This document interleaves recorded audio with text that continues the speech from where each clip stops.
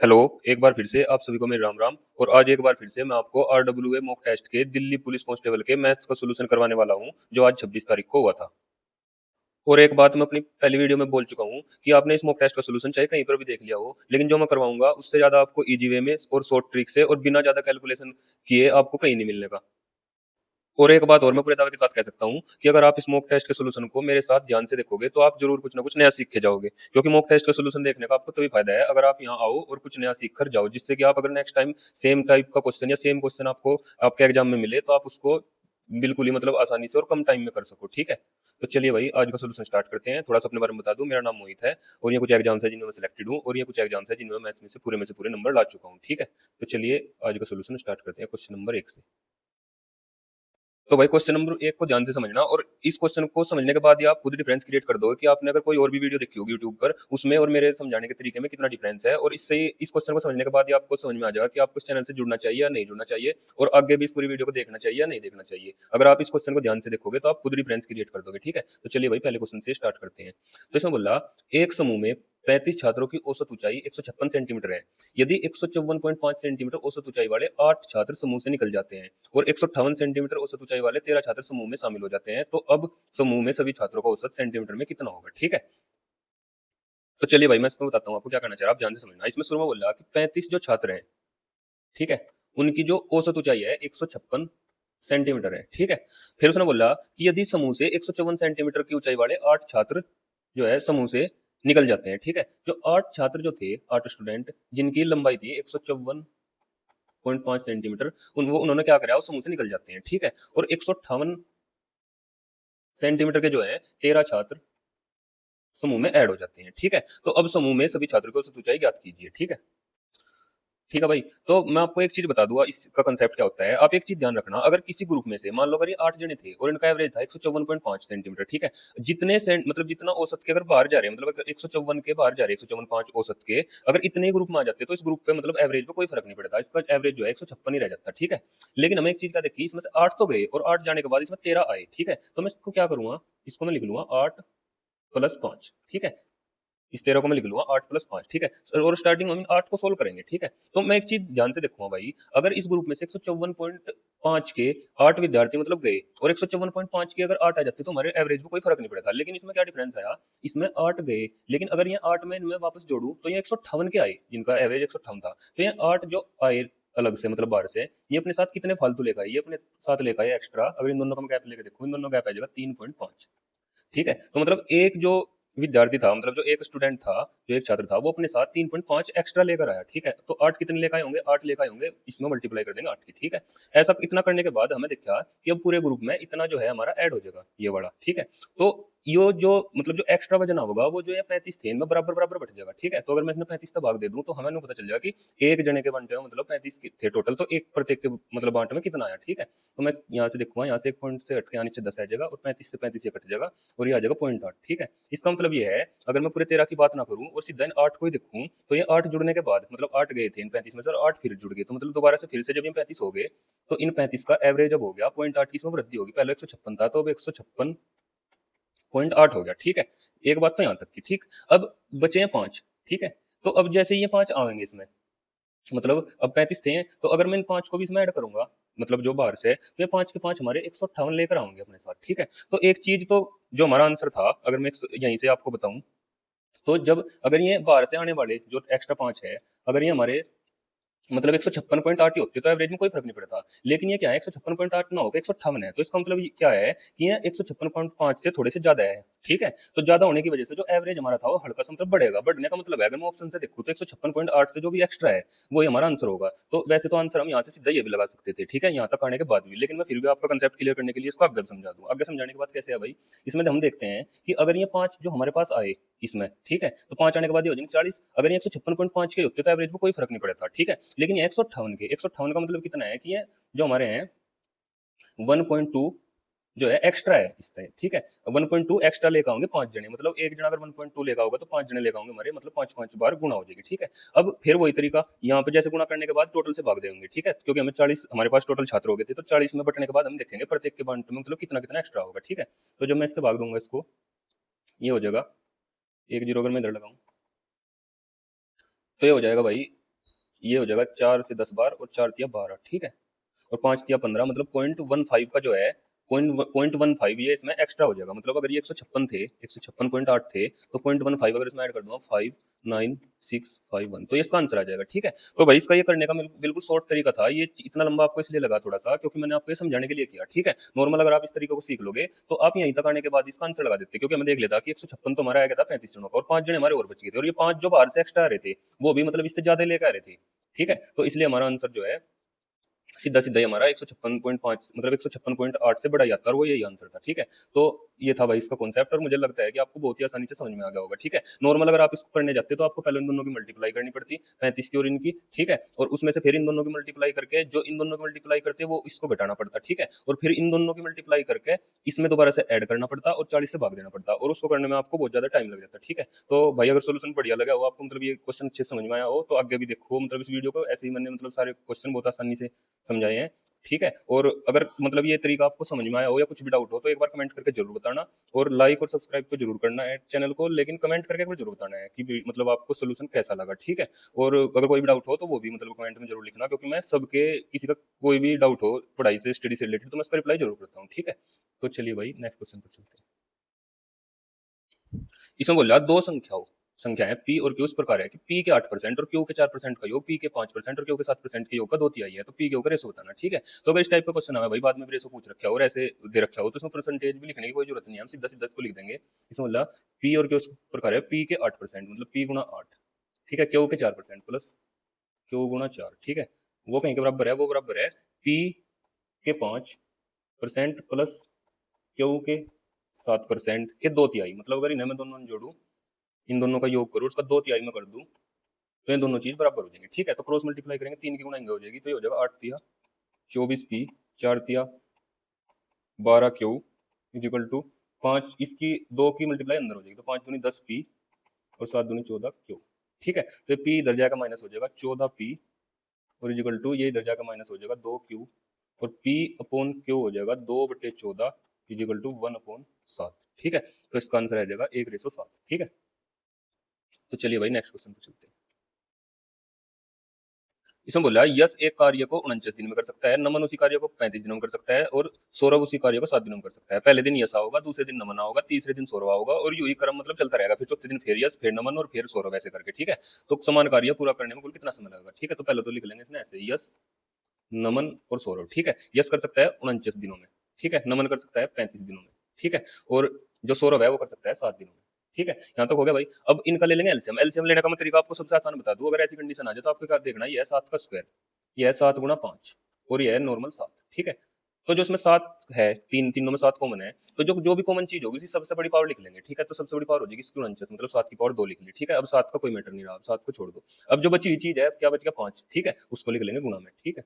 मतलब इनके normal factor करने हैं सबसे शुरू में हमें, और जो भी कॉमन है उनकी सबसे बड़ी पावर लिखनी है यहाँ पर, ठीक है। और जो बचा हुआ है उसको गुणा में लिख देना है। तो ये है आपका मतलब जो सबसे आसान तरीका है एलसीएम लेने का, ठीक है। तो ये आ गया एलसीएम भाई इनका। तो अब देखो भाई, अब क्या करना, जब 49 से इसको भाग देंगे तो कितना आ जाएगा 5, क्योंकि 49 तो कट जाएगा, 5 बचेगा। 35 से इसको भाग देंगे, 5 से ये कट जाएगा 7 बार, और 7 से फिर 49 कट जाएगा 7 बार, ठीक है। और 7 से ये कट जाएगा 7 उसकी 49, और 7 पंजे 35, ठीक है। ये आ गया इनका पर डे वर्क, ठीक है। तो अब देखते हैं हम, इन्होंने बोला कि पहले दिन आओगा यस, तो पहले दिन जब यस आओगा तो वो करेगा 5 काम, ठीक है। दूसरे दिन आओगा ये क्या नाम, नमन, ठीक है, तो ये कर देगा 12 काम, और फिर तीसरे दिन होगा ये, तो मतलब 3 दिनों में अगर मैं देखूँ तो 35 और 7 और 5 12, मतलब 7 4 मतलब 47, मतलब 3 दिन में 47 वर्क हो जाएगा हमारा, ठीक है। तो अब इन दोनों की मल्टीप्लाई करके अगर मैं देखूँ तो ये आ जाएगा हमारा 245, ठीक है। 5×45, 5×20 = 24, ठीक है। तो अब हमें इसका मतलब इसका ऐसा फैक्टर देखना कि मैं जिससे मैं उसमें मल्टीप्लाई कर दूं तो लगभग मेरा 245 के नजदीक चला जाए, ठीक है। तो मैं इसमें स्टार्टिंग में इसमें गुणा करूंगा 5 की, इसमें गुणा करूंगा 5 की, मतलब ये तो आ जाएगा 15 दिनों में। और काम कितना हो जाएगा हमारा, 5 7 35 का 5 का हासिल के 3, और 5 चौक 20 और 3 23, ठीक है। तो हमारा 15 दिनों में, मतलब अगर मैं इसी सर्कल को चलाते हैं तो 15 दिनों में हमारा कितना काम हो जाएगा 235, और टोटल करवाना था 245, ठीक है। तो 10 काम बच गया, ठीक है। अब इस सर्कल में क्या होता है, जब ये कंप्लीट रहता है तो नंबर उसका ही आता है फिर से जो शुरुआत करता है। तो अगले दिन जो नेक्स्ट 16वां दिन होगा, अगला दिन, तो उसमें नंबर होगा यस का, ठीक है। तो यस आते ही 5 काम कर देगा, ठीक है। तो हमारा 16 दिनों में और 240 काम हो गया, ठीक है। अब बच गया हमारे पास कितना, अब बच गया हमारे पास 5 काम और बच गया, ठीक है।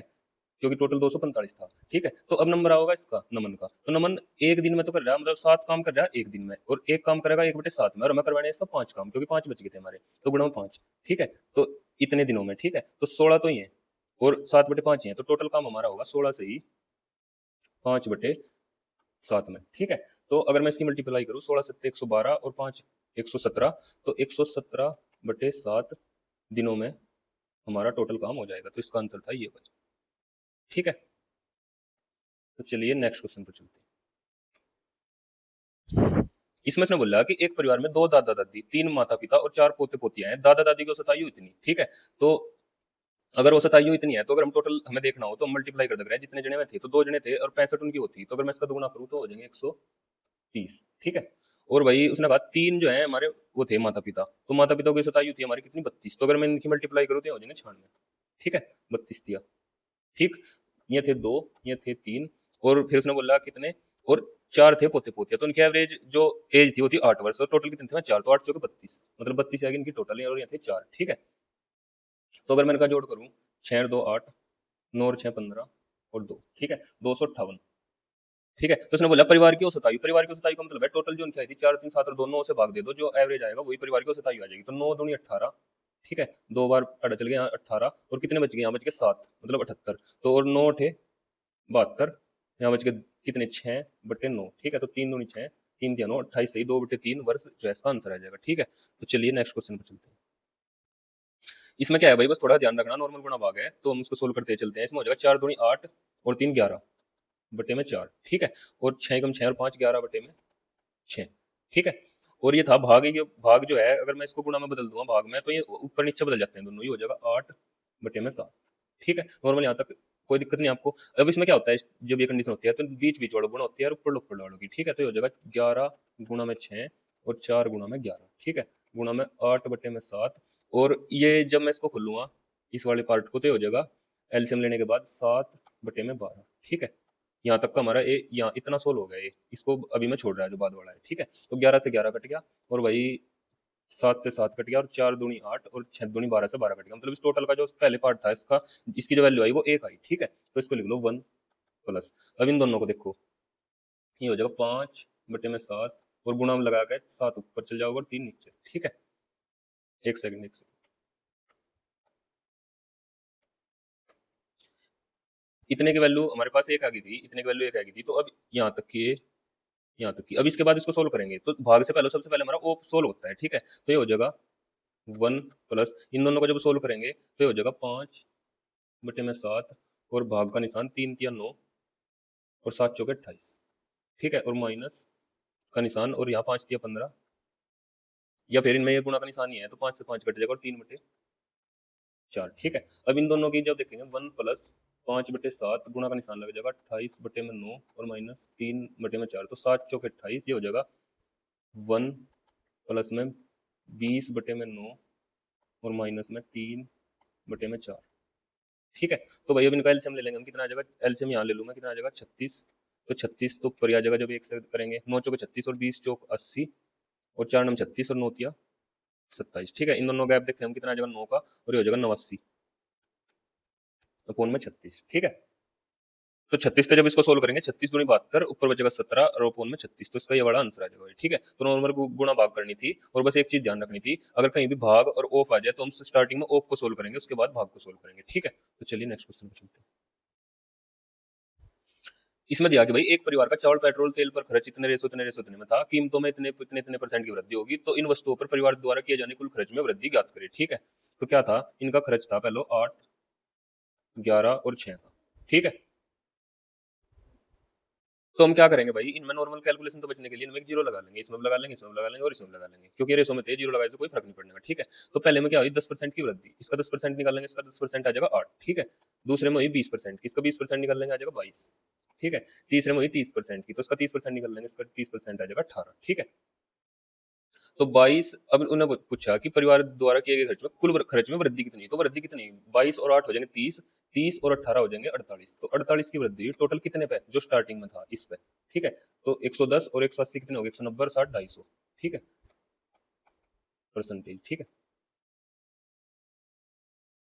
तो इसको हम क्या कर लेंगे, इस जीरो को साइड में लिख के इसको 10 लिख लेंगे और इसको लिख लेंगे 25 चौका 100, ठीक है। तो 8 चौके 32, 32 का 2 का हासिल के 3 और 4 चौक 16 और 3 19 और एक जीरो की वजह से यहाँ पे पॉइंट लग जाएगा, तो 19.2% इसका आंसर आ जाएगा, ठीक है। चलिए भाई नेक्स्ट क्वेश्चन पर चलते हैं। इसमें बोला सोमराज ने 11,550 की राशि 10% वार्षिक ब्याज दर पर उधार ली, जिसमें उसने वार्षिक रूप से चक्रवृद्धि किया जाता है, ठीक है, ब्याज। पूरी राशि को 2 बराबर वार्षिक किस्तों में चुका दी जाती है, प्रत्येक किस्त का मूल्य किस्त वाला क्वेश्चन है भाई। नॉर्मल क्या करना, जो भी रेट दे रखी है, जैसे 10% की है तो क्या करना, 10% की फ्रैक्शन हो जाएगी हमारी 1/10, ठीक है। और इसमें क्या करना, उसके बाद इसमें बोल रहा है 2 बराबर किस्तों, ठीक है। तो 2 साल के बाद है तो इसको क्या लिखेंगे, हम लिख देंगे 10 से 11। और अगर 2 साल के बाद है तो सेकंड जो फर्स्ट ईयर होता है फर्स्ट ईयर, ये सेकंड ईयर, ठीक है। और सेकंड ईयर में इसका स्क्वायर करके लिख देते हैं, तो स्क्वायर हो जाएगा इसका 100 और इसका हो जाएगा 121, ठीक है। तो उसने बोला 2 बराबर वार्षिक किस्त, तो किस्त ये होती है किस्त, ठीक है।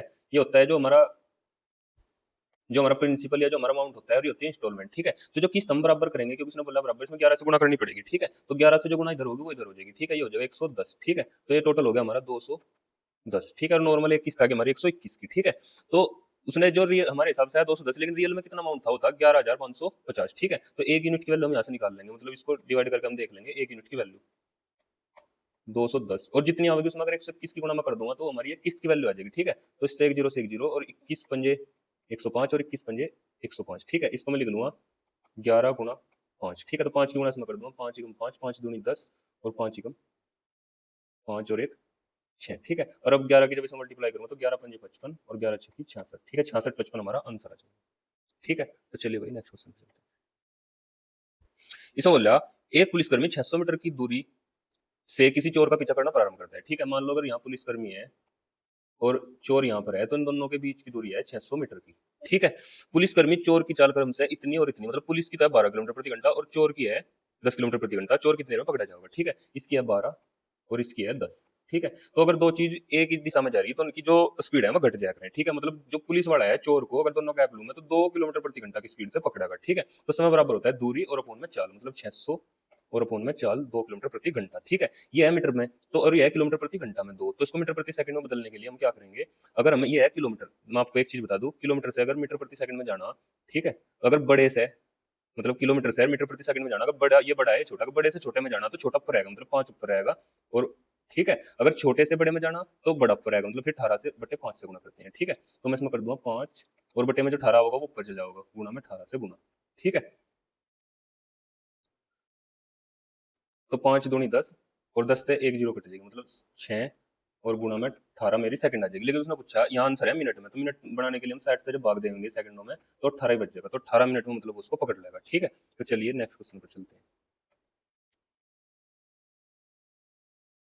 इसमें बोला एक व्यक्ति किसी वस्तु को 20% के लाभ पर बेचना चाहता है, ठीक है। लेकिन इस उसने इसे 20% की हानि पर इतने रुपए में बेचा, आवश्यक लाभ प्राप्त करने के लिए मूल्य किस मूल्य में बेचना चाहिए था, ठीक है। इसका कहने का मतलब है अगर उसने 480 में बेचा तो उसे 20% की हानि हुई, मतलब 480 उसके सीपी का 80% की वैल्यू है। उसे कितना लाभ प्राप्त करना था, उसे करना था 20% का, मतलब अगर मैं इसका 120 काट दूं तो सीधा वो हमारा आंसर आ जाएगा जो उसने बेचना था, ठीक है। तो 8 8 6 48 और 12 6 72, मतलब 720 उसका रियल जो एसपी था जिसने बेचने पर उसे 20% का लाभ हो जाता, तो ये था इसका आंसर, ठीक है भाई। ये इसका तरीका था, नॉर्मल एक लाइन का ही बिल्कुल आंसर था, ठीक है। अब इसने देख लो, इसने बोला 50,000, ठीक है, की धनराशि 4% की वार्षिक साधारण ब्याज पर 3 वर्षों के लिए उधार ली गई। उसने तुरंत यह राशि किसी अन्य व्यक्ति को इतने परसेंट साधारण ब्याज पर 3 वर्षों के लिए दे दी। इस लेन देन में से प्रति वर्ष होने वाला लाभ, ठीक है। तो इसमें क्या करा कि एक आदमी ने 50,000 किसी पर लिए 4% की रेट पे 3 साल के नाम पर, उसने तुरंत आगे दे दिए इतने की रेट पे, ठीक है।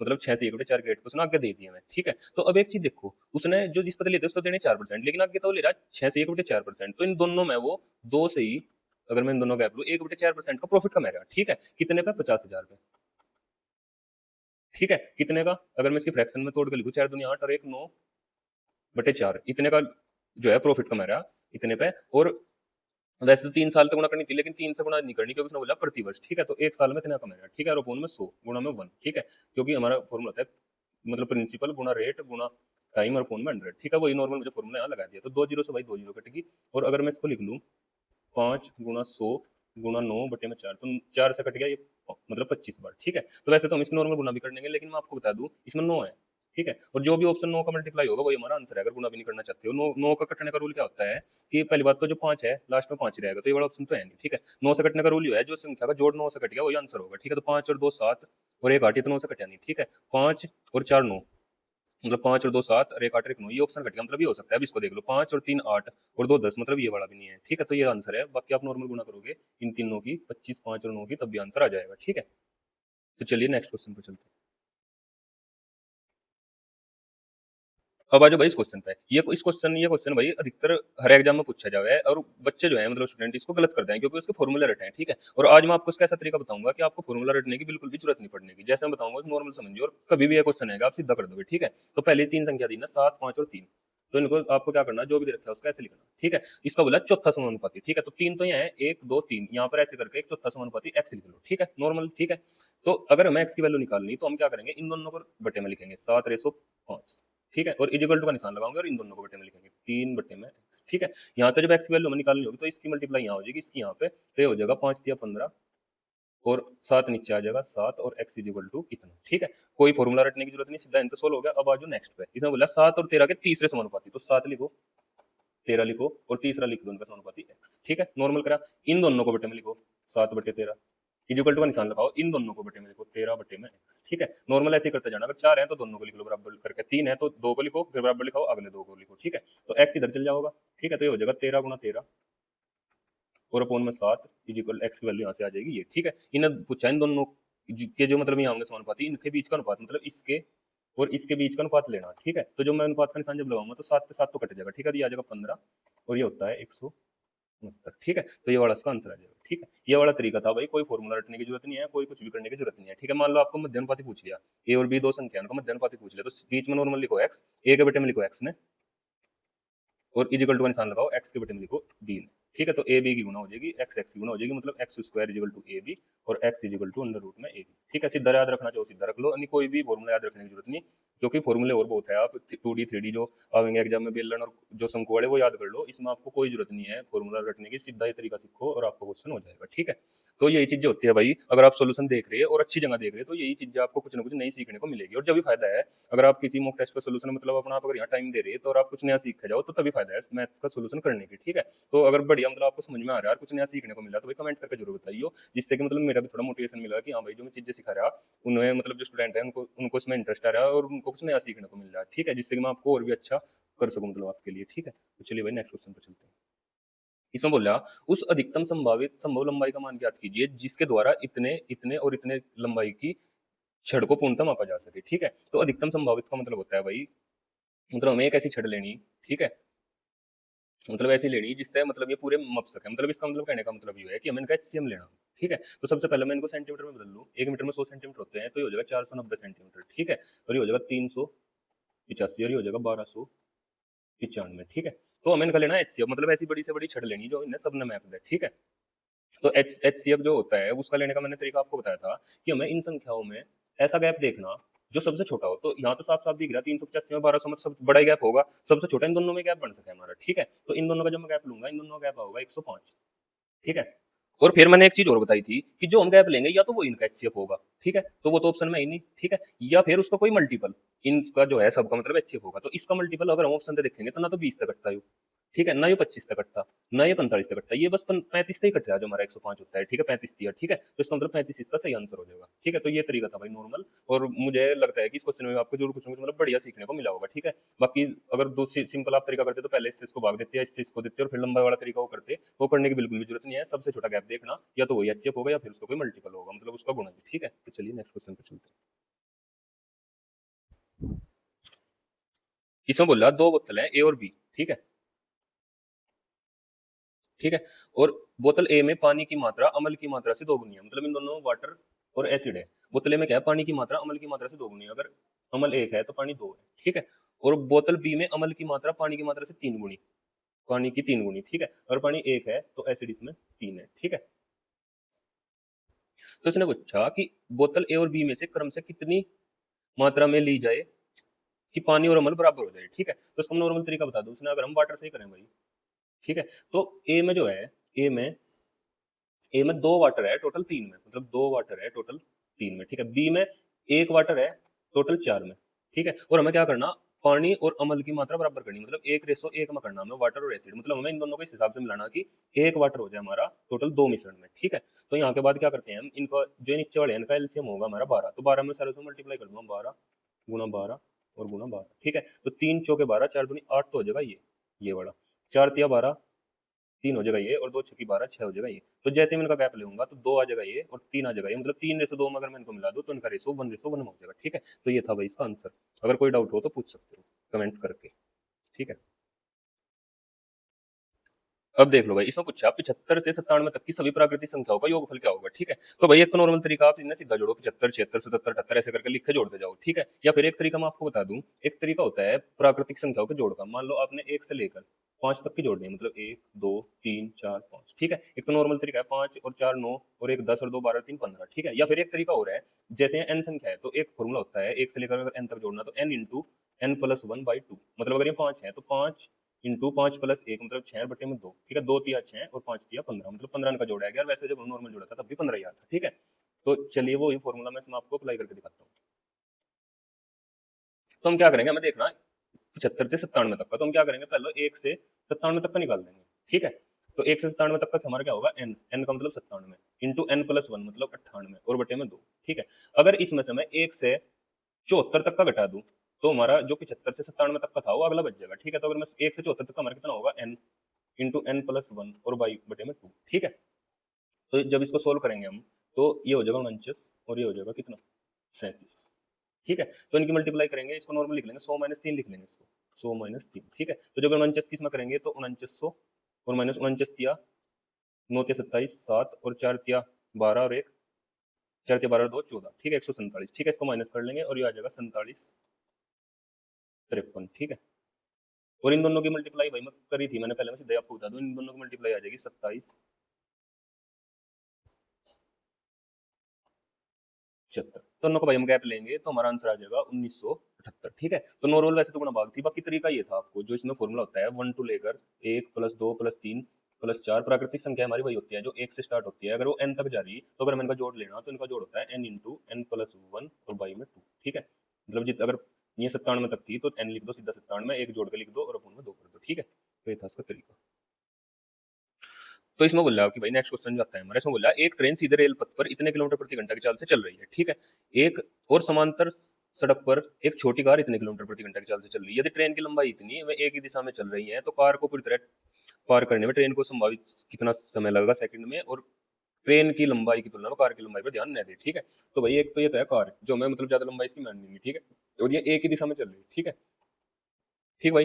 तो इसमें क्या करा 943 मीटर की जो है ट्रेन है, तो जब ये कार को पार करेगी तो स्टार्टिंग पॉइंट से अपने लास्ट पॉइंट तक तो ये अपनी दूरी को ही तय करेगी, ठीक है। तो इसने पूछा समय, समय बराबर होता है दूरी, दूरी कितनी थी 943 जो उसकी खुद की थी, अपोन में चाल। मैंने एक चीज आपको बताई थी, अगर दो चीज सेम डायरेक्शन में जा रही है तो उनकी जो है दूरी घट जाएगी, ठीक है। तो दूरी अगर जो अपोजिट में आ रही, जो सेम में जा रही तो घटेगी, अपोजिट में आ रही तो जुड़ जाएगी, ठीक है। तो सेम में जा रही दोनों घट जाएगी, कितनी हो जाएगी 69, ठीक है। ये कितना था हमारे पास, ये था मीटर में और यह किलोमीटर प्रति घंटा में। तो बड़े से जब छोटे में जाना तो छोटे से गुणा होगी ऊपर, मतलब छोटा ऊपर आएगा 5 और अपोन में 18 होगा, उसकी गुणा हो जाएगी ऊपर, ठीक है।